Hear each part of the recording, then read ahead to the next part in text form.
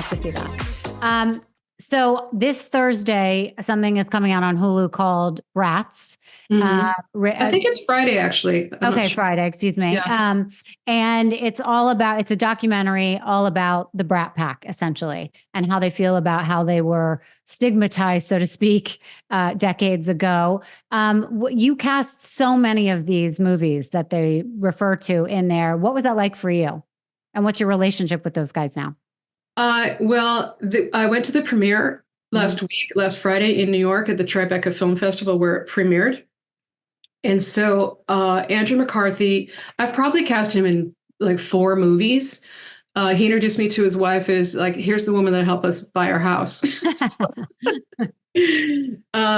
So he came to interview me. He just called me and said, I'd love to hear your input on this whole phenomenon. Because he wrote a book about it, which I really loved, and we've been in touch. And it's really about how 35 years later, you look at this thing that was so important, but you're looking at it through a different lens now because you have life experience and maturity, hopefully. And so his plan was to go around and interview everybody that was involved in the film, along with people like Malcolm Gladwell. So to talk about culture, and Bret Easton Ellis. And so my part was, I really kind of feel like the connective tissue between some of these films and these actors. At the time, there was just this amazing pool of talent. And I was coming up in the casting world as they were coming up. And so a lot of people will come to me and say, you were my first audition. And so it was, Sean Penn and Nick Cage and, some of these astonishing actors of our time. We were just all starting out together, and I was friends with a lot of these people. So it was an amazing time. And so the interview went very well, I thought, and I ended up in the film, which is great, not on the cutting room floor.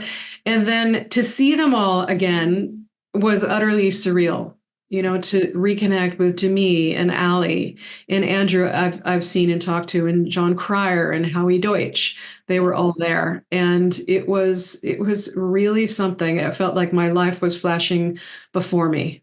Well, it does say something that so many of these films that you've cast in the past are timeless. I mean, it's not just E.T. Your roster is a timeless group of actors that we still, see on camera today. And then films that we still watch and pass down to our children that you're like, you have to watch this. This is one of my all-time favorites. So I think that says a lot about you and your talent. So it'll be interesting to see how this new sort of journey in your career additionally pans out for you. And you'll have so many more stories, I'm sure. Where can people find you if they want to learn more, if they want to sign up for one of your classes and find out more about auditioning?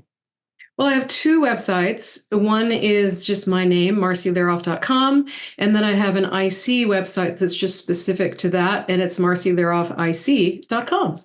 Amazing. Thank you so much, Marci. I wish you the best. Thank you, Rachel. This was really great. Lovely to talk to you. You too. Thank you so much.